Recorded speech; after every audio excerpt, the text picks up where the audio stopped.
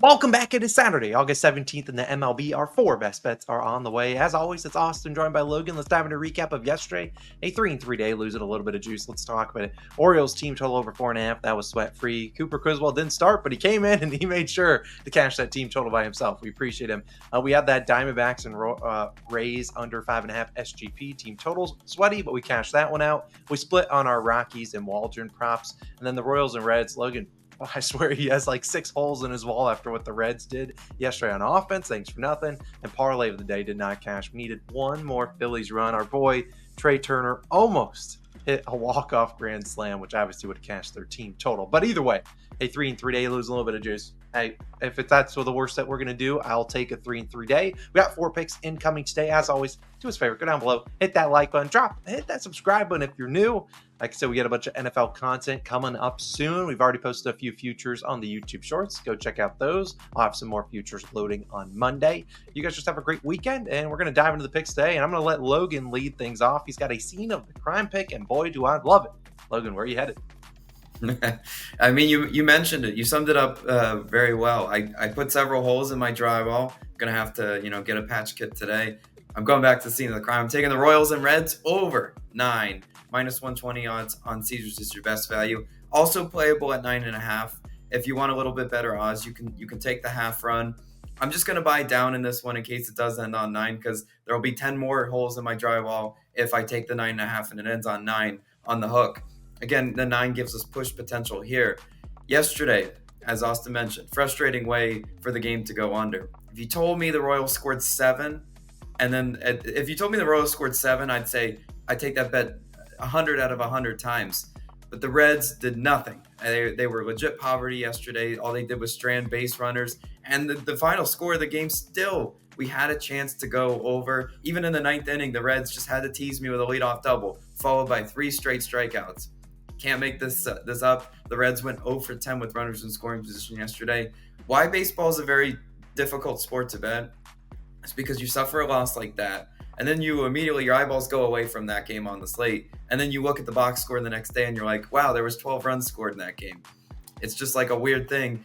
You have to run back your losses in the sport. I did it with the Padres-Pirates game a couple days ago, and I'm doing it with this one once again. If it's a loss, it's a loss. I will stay away from this series, but I still like the offensive game plan in this one, and I like the pitching matchups. First, let's talk about Nick Lodolo starting for the Reds. 3.99 ERA and a 1.14 whip. Now, Nick Lodolo at home, he's not been all that great. I mean, I mentioned Nick Martinez's splits. At home, Lodolo's ERA rises to a 4.99 with a 277 batting average allowed. Again, these pitchers that Great American Ballpark's their home ballpark, I mean, they struggle to really keep a great ERA there because it is so hitter friendly. You'd have to go back to mid-June to find the last Lodolo start where he allowed less than 2 earned runs. So like his floor, he's consistently giving the opponent 2 earned runs, maybe more today. I think the Royals can certainly get to him. With runners in scoring position, that's where Lodolo really struggles. He's allowing a 288 batting average, and with 2 outs and a runner in scoring position, that climbs to a 325 batting average allowed. So again, when there's runners on base, that's where these bets are decided. I mean, that's exactly where our bet was decided last night. Reds could not hit with runners in scoring position. Well, Lodolo is going to provide the Royals with favorable, conditions for getting those timely hits and hitting those guys around. Last 14 days versus left-handed pitching, Kansas City, not all that great. I will not lie to you. 29th in batting average, 29th in OPS, and 29th in WRC+. So they are almost dead last against lefties. They have struggled versus lefties. But again, what I still think the equalizer is their ability to hit with runners in scoring position and get those timely hits. Kansas City is first in batting average with runners in scoring position over the last 14 days. They're hitting 349.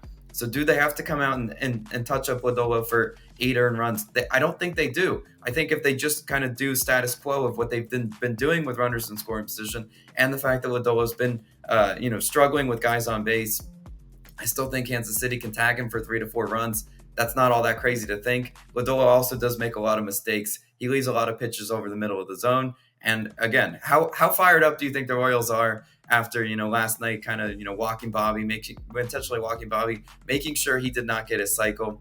If I'm the Royals clubhouse, I'm coming out, with some revenge on my mind again. I think the Royals bats do show up. And on the other side, so the Reds will face Michael Wacha. He starts for the Royals, 3.5 ERA and a 1.22 WHIP for Michael Wacha. The savvy veteran. His ERA is slightly higher on the road at a 3.82. Now, what I know Wacha is he's not a strikeout pitcher. He's not a big strikeout guy. Yes, if you look at his game logs, you'll see 5-6 Ks every now and then sprinkled in there. But if you look at the Reds, what they really struggled with last night was the strikeouts. I mean, I mentioned it. The ninth inning, just swing and a miss, poverty. But Wacha, 27th percentile in K percentage. Again, he's not a huge swing and miss guy. He's mostly a rely on those soft contact ground ball outs. Second and third time through the order is when these hitters have had success against Michael Wacha. He's allowing a 271 batting average second time through the order and a 315 batting average third time through the order. And that's big because if you look at these game logs, Michael Wacha's been going pretty deep into these games. Can the Reds finally do something today and prove that yesterday was more of those weird baseball anomalies? I think they do. Last 14 days versus righties, Cincinnati 21st in batting average, 12th in OPS, 14th in WRC+. It's about middle of the pack offense against righties. Nothing crazy there. I still think there will be run opportunities against Michael Wacha for sure. I think they get 2 to 3 runs off of Wacha. And can we get the rest in the bullpens? Each of these bullpens has their vulnerabilities. There should be run opportunities late. Kansas City 21st in bullpen ERA, Cincinnati 13th in bullpen ERA. The Reds weren't really able to get to the Royals bullpen yesterday. They were not able to do damage. There were still opportunities. I think they do damage today. I think the Royals can also do damage against the Reds bullpen that's shown some signs of weakness. Give me the over 9. When there's 15 runs in this game, you'll thank me later. I love this one as a scene of the crime, a little bounce back pick. But Austin, you got a pick for us. Where are you going for it? Yeah, before I go into my pick, I do want to note, your stats against lefties against the Royals. They really haven't faced a lot of lefty starters, but back early on and in August or the end of July, they faced Shota Imanaga and got 3 on him, and Tariq Skubal and got 5 runs on him. So they've obviously been able to do it against some of the best lefty arms out there. Lodolo's, hasn't been great. Hopefully the Royals can bring the bats, and more importantly, hopefully the Reds can bring the bats too. As for my favorite pick, I got to balance out Logan. He's on a full game over, so we got to go to a full game under, and I'm rocking my Cubs jersey because that's where I'm going. Wrigley Field, Blue Jays Cubs. They're taking the under 8.5 runs at -120 on Fanatics. If this line does drop to 8, I would recommend maybe buying a half run if maybe that's -130. Obviously, we've seen you could 8's a kind of a pivotal number. There can be a lot of games that do end on that 8 number. I like the 8.5 obviously a lot more, but I think this game is going to soar under today. Now, yesterday, if you had the under in Wrigley Field, the early day game, you kind of got cooked as should have gone under. And then whatever the balk from Hector Neris and then a Springer triple or whatever it was. And they went over in extras, which is tough. But today it's going under today. Chris Bassett will start for the Jays, a 4.3 ERA and a 1.44 whip. Bassett's been a little bit better on the road, 3.76 ERA. And what he's done very well in general this season, only 15 home runs allowed, but only 5 home runs allowed on the road. Less innings pitched there, but still a much lower OPS and much lower home run rate on the road, and obviously that's important in Wrigley Field. But granted, he saw a 10.5 total yesterday, all the way dropped down to 8 on some books. I think there's a pretty good indication that the wind's not going to be blowing out here, and we should see Bassett come off and hopefully pitch decently. We saw Bassett in his last start. We actually faded him. That was that A's and Jays over. I believe that was on Sunday, and he gave up 7 earned runs, 6 of them coming in the first inning. That was against an A's offense that had kind of just seen him a little bit, and the A's are all or nothing kind of offense. And you could argue, and maybe the Cubs are kind of similar to that, but in August, the Cubs have been all right against righties, 20th in batting average, 15th in WRC+, pretty middle of the pack lineup. Yesterday, they were able to get to Yariel Rodriguez. They got 4 earned runs on him, but 3 of the 3 home runs. So if Bassett, a guy that's been able to keep the ball out of the stands, I feel like he can pitch decently here. Coming off a terrible start, no starting pitcher wants to go out there, give up 7 earned runs, then be like, what do they do? Sleep? How do they sleep at night with something like that? I think Bassett comes out here and pitches decently. I'm not saying he shuts out the Cubs, but he gives us 6 innings pitched, 3 earned runs. I'll live with that. Turn it over to their bullpen. On the other side, we have Justin Steele going for the Cubbies, 3.16 ERA and a 1.11 whip. Steele has had his fair share of bad starts this season, but he's starting to look good. And maybe he's going to end the season being the Justin Steele we've seen last year and majority of this year. We've seen these last 2 starts in August. 2 and 0 earned runs. One of them he went 6 2/3. The other he went 6. Look, if he can give us anything like that, I feel really good here. The Jays, 21st in batting average and 20th in WRC+, versus left-handed pitchers in August. The Jays have done some damage to some lefties. You look at the most recent lefty starters, they've kind of rocked them. So the fact that their lefty stats are that low is kind of indicative maybe they're struggling against the bullpen arms. But at the same time, you look at the lefties they've been facing, it's guys like JP Sears, Trevor Rogers. They tagged up Tyler Anderson, who's definitely due some regression. Steele's arguably going to be one of the best lefties you'll see out there. I mean, outside of Tariq Skubal and those guys, Steele's very underrated. You look at his underlying metrics: 90th percentile expected ERA, 92nd in barrel percentage, and 84th in hard hit percentage. So a guy like Steele, he's keeping the ball out of the stands and he's keeping the ball on the ground and inducing that weak contact. And if he can induce that weak contact, maybe we get some double plays, or maybe we just see the Blue Jays rolling over on some ground balls. All they have to ask is that Dansby Swanson does not do what he did yesterday and launch it into his dugout. But at the end of the day, I think Steele pitches well here. We turn it over the bullpens. In August, Cubs 8th in bullpen ERA. Did lose a few guys yesterday, but I think they can hold things down. Toronto's been 15th, much better than they were where they were at the beginning of August. So I think the starters pitch well today. I think the bullpens can hold things down. I really like the under at 8.5 in Wrigley Field today. So that'll be my favorite game pick of the day. But I'm tossed to Logan. He's got a hit parlay for the kids that might cash in the first inning. Logan, where are you going? Yeah, it just might. We don't have a parlay of the day today. It is the weekend. So I figured, you know what, as my second pick, this would be a parlay of the day type-esque pick. It's gonna be my GOAT, Trey Turner, and Mookie Betts of the Dodgers, each to record a hit. Parlay it together, minus 130 odds on FanDuel is your best value there.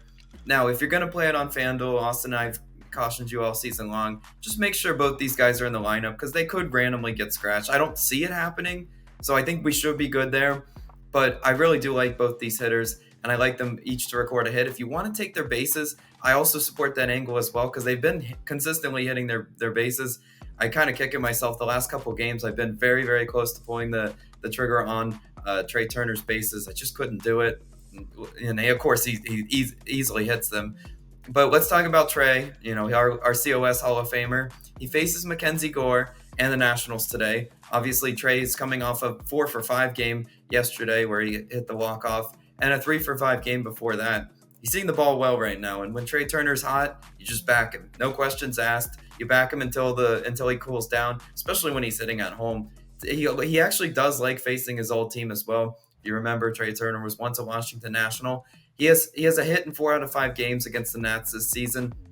So I think there's plenty of opportunities there. And I mentioned he likes hitting at home. Trey hitting 389 against lefties at home this season. This is where you want to back him. I mean, Citizens Bank Park Trey is a different Trey than on the road. Again, he's faced Mackenzie Gore before, and he has great splits versus him. Against Gore, Trey is 5-for-12, hitting 417. I'll take my chances with Trey Turner getting a hit against Mackenzie Gore. Again, Trey Turner, one of those guys you want for hit parlays because he doesn't normally walk a lot. He's an aggressive hitter at the plate. Doesn't want to take ball four. He'd rather swing at it. And honestly, walks do us no good in this one. I like Trey to get a hit. And on the other side, we like Mookie Betts to get a hit as well. He faces Andre Palante and the Cardinals today. Since coming back from injury, Mookie has two hits in every game he started in. Mookie Betts is hot right now, and you want to back Mookie when he's hot as well. Palante has a 280 batting average allowed at home and a 275 batting average allowed to right-handed batters. So righties, even with the righty-righty matchup, are still getting to Palante. And Betts is seeing the ball well right now. I'm confident with 9 innings of guaranteed at-bats because the Dodgers are on the road. I'm confident with that many at-bats, we'll be able to see him get it done. I really do like Mookie and Trey to both get hits today. Parlay it together. I think that one is a winner for sure. But Austin, close out the video. What's your second pick? Yeah, it's actually going to be a pick we just did yesterday. And it's going to be one that I think cashes a little bit easier than it did yesterday. So I'm going back Tampa Bay. We're in St. Petersburg, and we're taking the same SGP. Diamondbacks team total under 5.5, parlayed with the Rays team total under 5.5. This is currently about minus 130 on Caesars. I personally would play it to about minus 150. I don't see a lot of runs coming in this game. Now, yesterday, and like I said, this is kind of the same thing as a race to 6, neither. I'm just putting it as a 2-leg SGP because it's better odds that way. But the race to 6 neither might have better odds depending on what book you're using. Like I said, yesterday we saw a lower scoring game pretty much the whole game. 8th inning came around. Ryan Thompson came in. He started selling. He gave up 3 earned runs. The Rays stormed ahead and were winning 4-2. I had to get an out there or else they would have scored 6. And then we got into the 9th. I was like, all right, we just need Pete Fairbanks to just hold things down. And he threw one of the worst pitches of the year to Corbin Carroll, gave up a 2-run homer. And that's how you lost if you took the full game under yesterday. But again, this parlay hit. This is why I like it a little bit more than taking the full game under at 7.5, although I do like that today. Let's talk about the pitchers then. Zach Gallen will go for the Diamondbacks. I mean, Zach Gallen, love him or hate him, he's obviously been worse on the road, but at the end of the day, I'm willing to bet against the Rays putting up a 6-piece on any pitcher.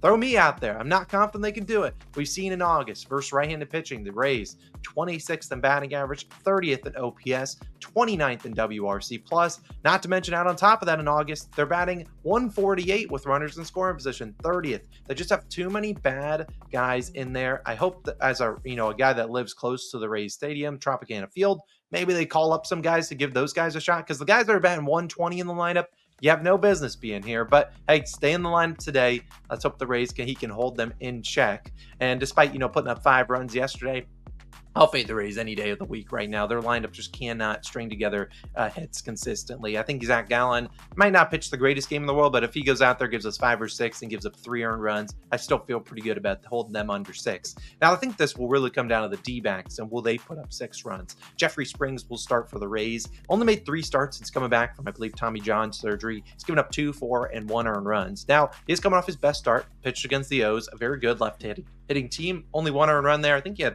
8 Ks. I don't expect him to have a lot of Ks today because the D-backs are a very good hitting lefty team and don't strike out a ton, but obviously people are going to pull up, hey, the D-backs have been one of the best teams against lefties all season long. And that's true, but recently their last 4 lefties they've faced have had pretty good success. I mean, the last 4 lefties, 2, 1, 7, and 2 earned runs. So outside of Christopher Sanchez, who put up a 7 earned run piece, the other guys have pitched pretty well. And we're not talking about aces. We're talking about guys like Colby Allard. Jeffrey Springs, we've seen him do it before. He's a really talented pitcher. And the books, I think, project him to have a pretty good start. His hits allowed line is plus 120, plus 130 on the over 5.5. He's allowed 6 or more hits in all of his starts this season. His earned runs line, 2.5, minus 170 on the under. He has a 16.5 outs line, something he has not gone over once this season. All of those things combined, I think he pitches well here today. Also, wouldn't be shocked if once again people are all over the D-backs on the money line. Zach Gallen, he's going to command people to bet on them. They've been a much better team than the Rays recently, and you're getting the D-backs at minus 115, minus 120. I just don't think that's free. And if it's not free, that means I think this is a lower scoring game, because I don't think the Rays, if they get into a high scoring game, they're winning anything like that. So again, I really like this SGP. Also, yesterday the bullpens kind of sold us, but despite what happened yesterday, still last 14 days, Rays first in bullpen ERA. Arizona is 11th. I mean, outside of that Pete Fairbanks terrible pitch, the D-backs didn't really score yesterday. Their only runs were unearned because we saw an error in the first inning. So Springs, I need him to pitch well, and the Rays ain't scoring 6. Let's be honest. Those are my famous last words. But I really like this SGP once again. Both team totals under 5.5 in the Rays and Diamondbacks game. About minus 130. A little juicy, but I think that is a winner, and I'd rather a winner than giving out something that I have no confidence in. So those are our 4 picks of the day. A recap of them: D-backs and Rays team total under 5.5 SGP. Then we got Logan's hit parlay, Trey and Mookie. That's cashing. Then we have the Cubs and Jays under 8.5. Then scene of the crime, Reds Royals over 9. You can take it at 9.5 if you want to. Let's have a wonderful Saturday. Let's have a 4-0 sweep, and hopefully we can bring out the brooms tomorrow morning. Logan and I will see you guys then. Peace out.